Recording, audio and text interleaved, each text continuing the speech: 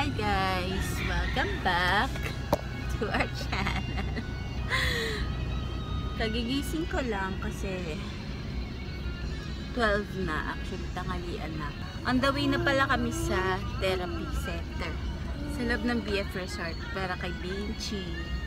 Sobrang laki naman na yung in-improve niya, so happy naman ako sa therapy sessions niya.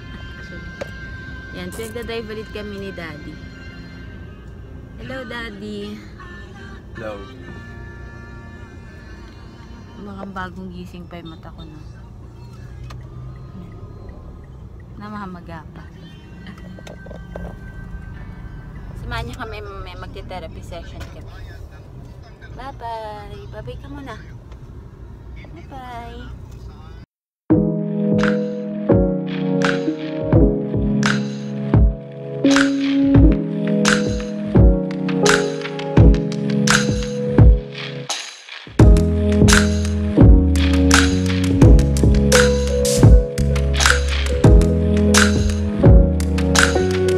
Hi guys! I'm Mommy Jen. I'm Daddy Daryl. And welcome to Daryl and Jen Vlogs.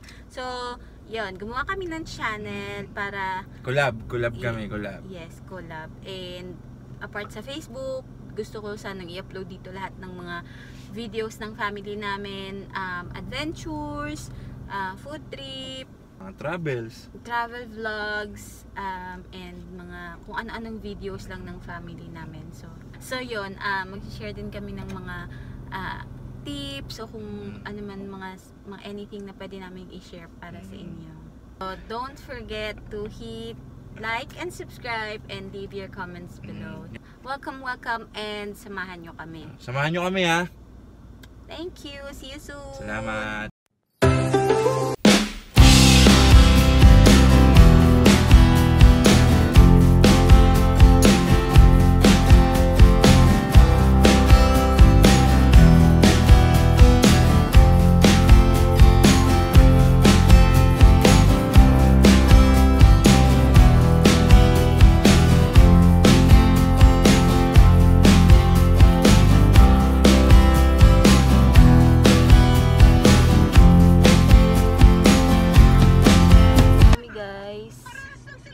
Therapy session. Late na kami. Actually, 12 kami. So, nagmamadali na kami. Pasok. Bye-bye! Tapos na kami magpa-therapy. Going home na. Yan na, Bing. Ready. Everyone, so ngayon, pauwi na kami. Magpapagas lang kami ngayon kasi blinker na daw kami, sabi ni Babe.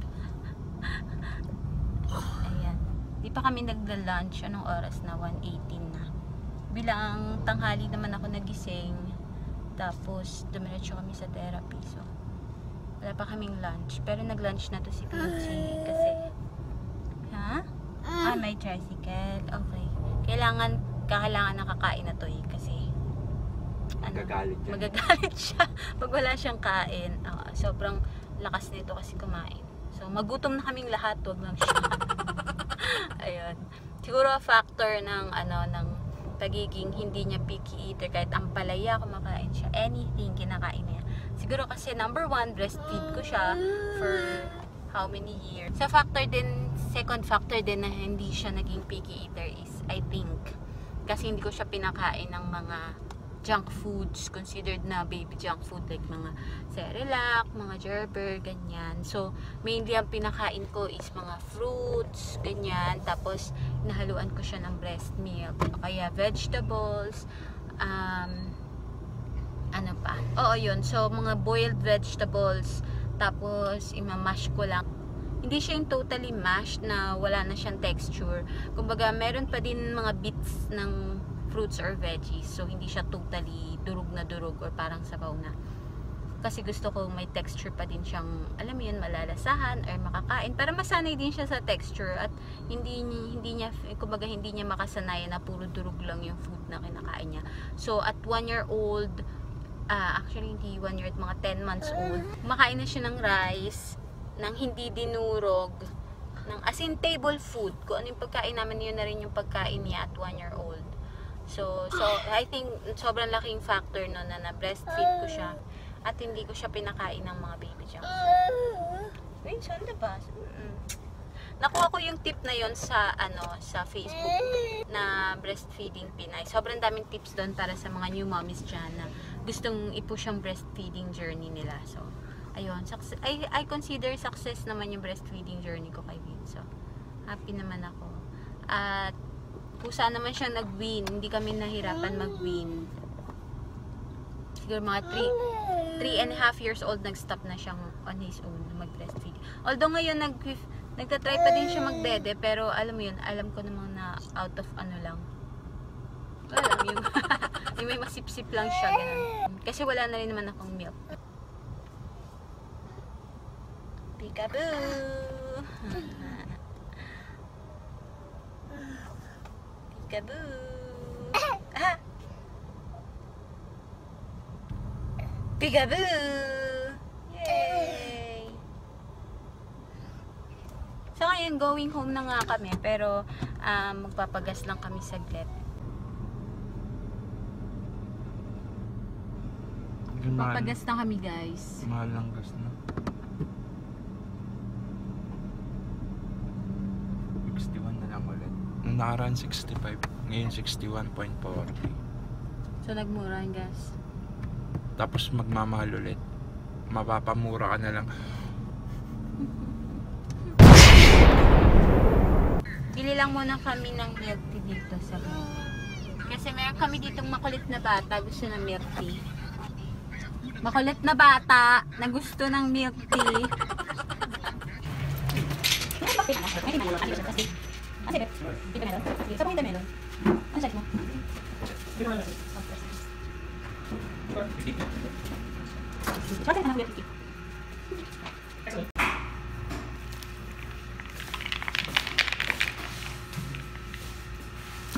Hi guys, so 3 PM na bale nag-work lang ako kasi meron din akong work sa morning kaya nag-upload ako ngayon ng mga videos para makapag-edit na ako ng ibang i-upload sa vlog kasi medyo madami na yung laman ng cellphone ko. Mapupuno na siya. So ngayon tulog na si Vince, napatulog na siya ni Daddy. Sobrang antok na siya kasi maaga siya nagigising, like mga 7 AM gising na siya, tapos nag-therapy pa siya. How did united people do? In going sign. United them by talking to other leaders. Sabi dito, he met with the patriarch Athenagorus the first, the leader of the Eastern Orthodox Church, visited the different church. Was sick of sickness, visited him, and told them decided to reunite the Roman Catholic Church and the Eastern Orthodox Church. He also met with the leaders of the Jews, Muslims, Buddhists, and Protestants. So that's how he advocated for. What was Pope Francis advocating for? What was he trying to do? Nasugatan si Vinci. Let me see, let me see.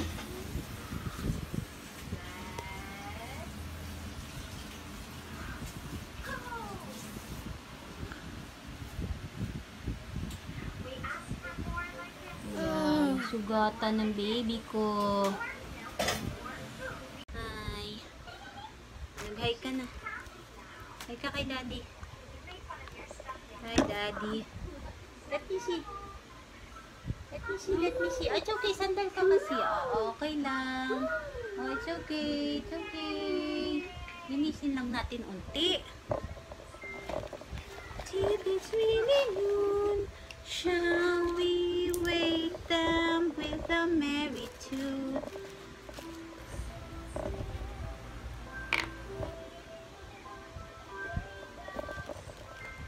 Wake up soon.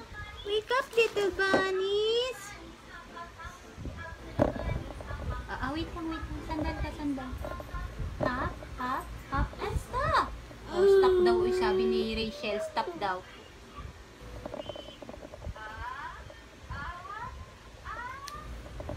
Choo!